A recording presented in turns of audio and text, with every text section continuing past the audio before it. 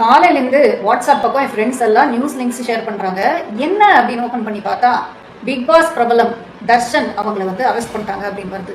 And எனக்கும் சத்தியமாக சொல்கிறேன், மனசை தொட்டு சொல்கிறேன், ஹாப்பியாக தான் இருந்துச்சு.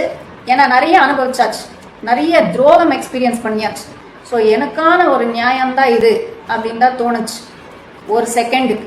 ஏன்னா நானும் ஒரு சாதாரண பொண்ணு தான், எமோஷன்ஸ் எல்லாம் எனக்கும் இருக்கு. ஆனால் எனக்கு சில வேல்யூஸும் இருக்கு. இன்னொருத்தருக்கு நடக்கிற அநியாயத்துல என்னோட நியாயத்தை நான் தேட முடியாது.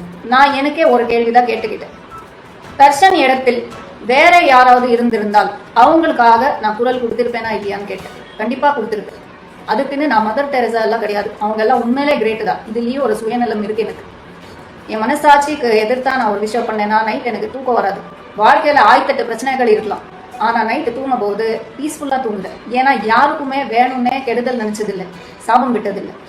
ஸோ அதுக்காக for the sake of justice இந்த விஷயத்துல எனக்கு பெரிய டவுட் இருக்கு. இப்போதான் பிரச்சனை ஆரம்பிக்குது. அது ஜுஜுபே ஒரு பார்க்கிங் சண்டேல இவ்வளோ பெருசா எஸ்கலேட் ஆயிட்டு சேம் டே அரெஸ்ட் பண்ணியிருக்காங்க. இவ்வளோ வேகமா சட்டம் வேலை செய்யுமா அப்படின்ற ஒரு பெரிய டவுட் எங்களுக்கு வருதா இல்லையா? அதுவும் இன்னைக்கு ஃப்ரைடே, வீக்கெண்டு.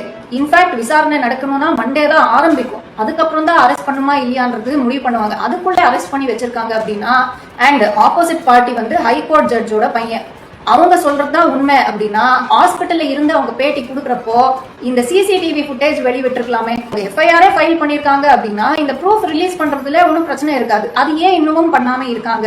ஸோ இந்த பிரச்சனைக்கு பின்னால இருக்கிற உண்மை கண்டிப்பாக வெளிவரணும். தப்பு பண்ணாதவங்க தண்டனை அனுபவிச்சா அது மிகப்பெரிய ஒரு குற்றம். அது பண்ண நாங்க விட மாட்டோம். பிளே ஸ்டோர் மற்றும் ஆப் ஸ்டோரில் இருந்து பாலிமர் செயலியை QR கோடு மூலம் பதிவிறக்கம் செய்யுங்கள். செய்திகளை உடனுக்குடன் பெறுங்கள்.